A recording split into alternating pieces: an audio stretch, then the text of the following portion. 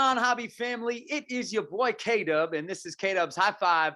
5 rapid fire questions with your favorite hobby faces. And today, friends, it is a true hobby OG. The 24-hour live stream machine. Yeah, I still got rhymes going. My good friend Deafness at I am Deafness45 on Twitter, Deafness45 on YouTube. How are you doing today, bro? I'm doing great, man. K-Dub, it's nice to be here. It's nice to finally make one of these to fit it in with you, man. Heck So, yeah, man. It's been a long time coming. I know that I got a shot to do your in depth with Deafness, and I've yes, always wanted sir. to get you on here. So I'm glad we finally the stars aligned and we got you on here. So Yes, sir. how it works, man? 5 questions, all hobby related. I'm gonna throw them one right after another. Ready to take on the high five? Let's do it. All right, man. I don't know the answer to this. I am Deafness. Deafness is what I call you. I know your actual name, but I call you Deafness more often than not. How did Yep. you come up with that nickname, Deafness? So here's the deal, man. And I've always been somebody that's not a fan of you creating your own name. This name was actually created by one of my best friends who I'm still very, very, very close to, 35 years deep in the game of life. And we still talk every single day. In fact, he is the man that the business I work for, my main gig. This Okay. happened. They used to call me because you're a big rhymer, and maybe one day we'll get back into the old rhyming thing, or I'll pop in with you sometime and we'll do something because I might be able to kick a few here and there. But they used to call me. They used to call me back in the day. They used to call me Def Jeff a lot. So Def Jeff was kind of like a main nickname of mine. And then just out of nowhere, out of the blue, we were hanging out, probably a party or something, and it was probably 3 in the morning or 4 in the morning, and I'm with my best friend Dylan, and he just looks over at me and he's just like, Deafness. And like just from there, like other people heard it and stuff, and then everybody just made that switch from that Def Jeff to Deafness. Now the I am thing came in, and that's why the YouTube's Deafness 45. The I am thing came in because I had I had deactivated my actual Twitter. So I had actually started my Twitter over because if you go and look at my Twitter, I think my Twitter says it was created in February of 2019. Okay. I think I actually started my first one back in like 15 or Yeah. 16. Yeah. And what ended up happening is I made this decision that I was going to like step away for a while, and I ended up going over the 30 days because if you deactivate your Twitter for more than 30 days, it's gone. So you can't use that same one. You can't reactivate it. So I had to start over. So when I started over, I just decided to put the I am in front of Deafness 45. And then the 4-5 comes from when I balled, when I played basketball, when I did sports, that Yeah. was kind of my main number. So I kind of threw it in together, man. And there you go. That's where there's your Deafness 45. There it is. Oh, Deafness. I don't think I'm ever gonna be able to say Deafness. it normal ever again. So, Yep.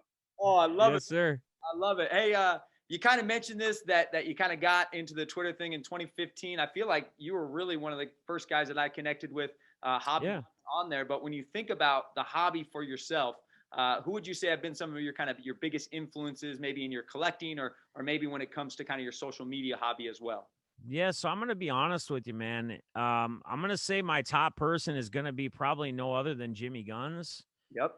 and I'm gonna say this because I can appreciate, I can respect, I can admire, I can see the passion and motivation from a guy who probably shouldn't be around. Somewhat similar to maybe even me with my past.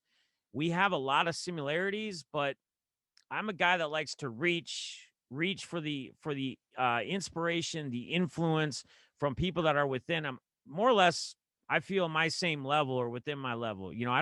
I don't need to reach out to somebody that's got a huge clout following or has got millions or whatever. I'd rather try to take more from someone who I can relate to, get to know, hopefully, possibly, and build a relationship with. Yeah. But his story and what he's come through and what he's come across is, I mean, it's incredible, man. To be foster kid, to living on food stamps. I mean, he does it every time. He does his gun show. He usually the picture or the thing that he starts, he always shows like that food stamp coupon, and he's got that little writing that says, "I believe in you." Yeah. And I mean, it's and he can be controversial. I get it. He spits his beliefs, and that's for each individual person to be able to do if that's what they want to do. I'm not big into that side of that, But again, I don't take that away from who he is Yeah, and where he's come and just the great person he is and all the stuff he does. You know, we both do a lot of the fundraising or whatever, but man, I mean, he sometimes he just takes it to another level, and it's incredible, man. It for truly is. for sure. So Yeah, he's right there on my list of the first dudes that I connected with, along with you. Dub, Ivan, Craddy. yeah. Those guys are people that I first networked with in the hobby, and I would agree with you, man. I attribute a lot of my collecting, aspirations to him. So I mean, all you guys do. I mean, like you said, and another guy that like sticks out is like Javier, yeah, and I think back to like a lot of the in-depths that I first did when I first started doing, and hopefully I can get them back going again if yeah, people are interested. But I think about some of the connections and some of their life stories and yeah, kind of where they've really been outside of the hobby, as growing up and the position they were in life at an early age and the direction that they may or could have gone at one time and decided not to for and sure. kept on track or tried to stay as close to track, and they're in great spots in their life right now, and it's an inspiration, man. It really is. So Totally agree. Totally agree. yep. All right, man. Love the inspirational stuff, but eventually we got to talk about cards on the K Dub High Five. For you, my man, Deafness, what's the Grail card and why, man? What are you chasing? What are you after? What card do you need in your collection and why? So I'm gonna go more modern. I'm Okay. gonna not like 2000. We're gonna go back to 2018, Okay. but I'm gonna be looking for that Josh Allen flawless 101 true RPA NFL Shield auto card.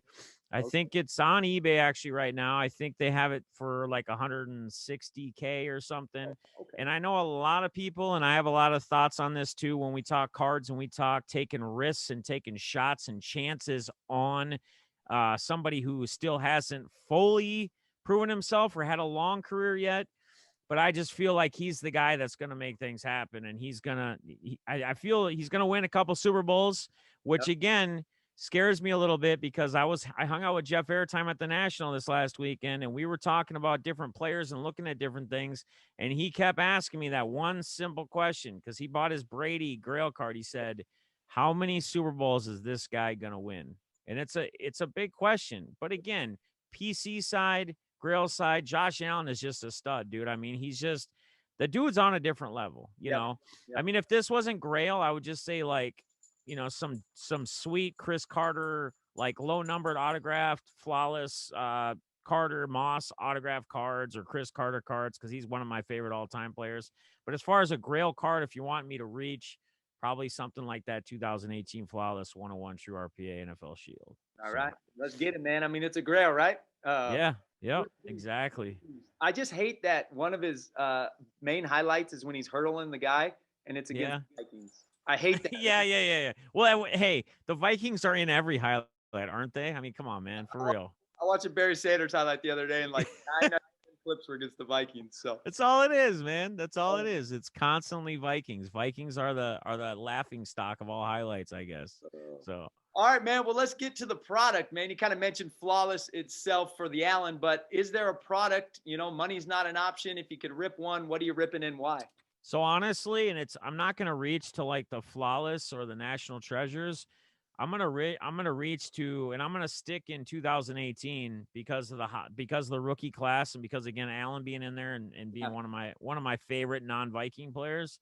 And I just select is just, to me, has always been a different bear. Like Prism's up there, but when you rip like even recently, like as I've been breaking packs and breaking boxes of Prism, whether it's football, basketball, whatever, every time I go through and rip a box, I feel like it is just way too base heavy. Like it seems like each pack, like there's, you might get one or two color cards, parallels, your auto, whatever, but then everything else is just so base heavy. And it's just so many cards. It takes so long to get through it. I mean, it's fine if you're someone who wants to really just take a lot of time, sit there, open packs, but that select just brings so much more color, so much more vibe, like all the different, like the snake, those snake skins and etc. And I know they got them in National Treasures too, but they're just not, it's not the same to me. Like select is that of all product, in my opinion.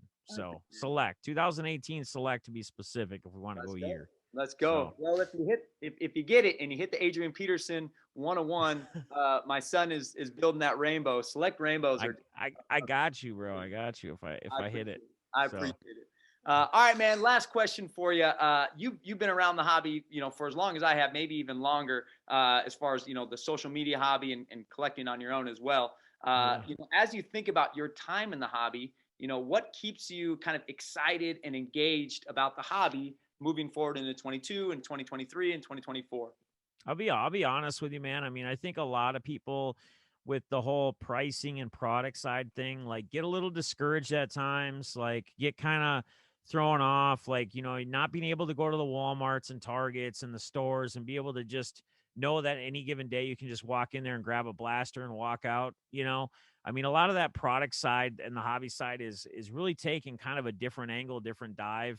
You see a lot of different things. The price hikes, I mean, I've been watching the recap videos, including my recap video. It's kind of the same thing when people were talking about pricing, like even at the national, like at the biggest card show of the year, and prices were just way above comp on everything. You know, they did that mantle deal where they showed that one that's going to sell for what $10 million probably, and they did that at the perfect time because then every mantle card that everybody brought out their mantles that had them and they were straight up way above what the comps were. So the thing for me is going to be it's as it's always been, really honestly, is the people. Yeah. Like the people are what drive this hobby. The people are what make the hobby. Again, my suggestion to anybody, if you're going to a national, if you've never been there, I mean, the experience is one thing, but you should be going there to connect with people, meet people you've talked to over time that you've never been able to meet, shake hands, take pictures, hang out, maybe catch a lunch or a dinner or something. But it's really the people that make this hobby, in my opinion. It's the people that do it. How many times do we constantly hear about, the people of the hobby helping somebody get through Yeah. something tough in life, whether it's a divorce, a separation, financial issue, a family loss, a close loss, loved one, member of a family, something. And the hobby always somehow finds a way to come through if you're hanging in the right groups, if you're hanging with the right people. I mean, if you're out there in the hobby and you're not feeling this, there's one of two things, in my opinion. You're either not trying to connect and trying to be a part or being engaged with the rest of the people wherever you're hanging out, like you're just not interacting enough, chatting enough, or you're just simply in the wrong groups. So again, for me, it's going to be 100% the people, constantly trying to meet more people, trying to connect with more people. And again, I love to try to find and I love how people can all teach us things, right? Some characteristics, the way people go about something, the way people handle things, the way you see people do things, the way people live, you can honestly learn from other people. You just got to look, man. You just got to sometimes we got to stop and we got to listen. It's Yeah. kind of like when we get in situations where drama over silly things, sometimes we just never listen to the whole thing. We just kind of jumped ahead and assumed something and stirred a pot, which we never had to. So, Absolutely. Absolutely, man. I totally agree, man. My man John from Sports Card Nation, man, the hobby is the people. I mean, I yep. get behind that statement. I know our good buddy Balls, where cardboard meets community. I mean, Yep. that's the Yep. foundation. That's Love it. the principle of this hobby is the people. So, all right, man. Hey, Yep. one more bonus question for you, man, because I Yeah. gotta know. You just spent 24 hours on a YouTube stream. How did you come up with this idea to spend 24 hours on YouTube? Where does that come from? I have honestly, K-Dub, I have no idea. I just before the first one happened, I thought, it was when I was getting to my 1K subscribers or getting close Yeah. to my 1K subscribers for the first one. And I was thinking, what could I do to try to generate some excitement, to try, maybe have some cool big giveaways, Yeah. generate excitement, try to do something, and I've never been a guy that just like hangs out at home and just stays up for 24 hours. I might have done it every once in a while when I was a kid with buddies. Hey, we're having a sleepover and we don't ever want to go to sleep tonight. We're going to hang out and build Legos or trade cards or play games or whatever it might be that we're going to do. Right. Yeah. But at the end of the day, I've never been a guy just hang out by myself or try to stay up for 24 hours. But I thought, how could I take my channel, take what I do in the hobby, all the different angles I come with, and Yeah. kind of put it all together and have a 24-hour get together and hang out. And some people love it. Some people don't really care for it. I mean, it's just like anything, but there's a lot of people that always get excited when it's like, hey, we're coming up to another Deafness 24-hour stream. And that's what keeps me wanting to do it too. That's what keeps me wanting to go with it. Now, I might have to start kicking back and going to like 12-hour streams, like when we do these events and not 24. But yeah, yep. Well, So I love it, man. And the thing I love about it, and just being a part of it, this last one, it's not just you sitting talking for 24 hours. You're kind of moving to different yeah, from the hobby community. Then you did your players podcast, and then you did an auction, and then yep. there's different strokes from different spokes, as Jimmy Gunn says. So. Yes, a lot of moving around, a lot of different angles. Cool. Got to keep it though, because if you don't, you can't just sit there and talk for 24 hours. Like people are just not gonna want to do it. They're gonna be, all right, we're out of here. Oh, he's still sitting there again. He's been there for 9 hours now talking, just rattling. Yeah, I think my voice would be shot. It's already shot after one of those anyway, but I couldn't imagine just sitting at a computer talking for 24 hours. No thanks. All right, man. You made it through. We got a high five. Let's go. High five. Damn. Did it.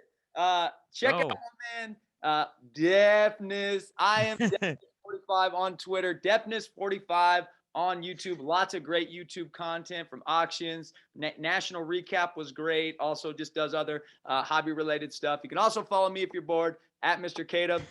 Man, I appreciate you joining me, man. Yes, sir. Be the good in the world. The hobby is the people. Catch you guys next time on the next High Five.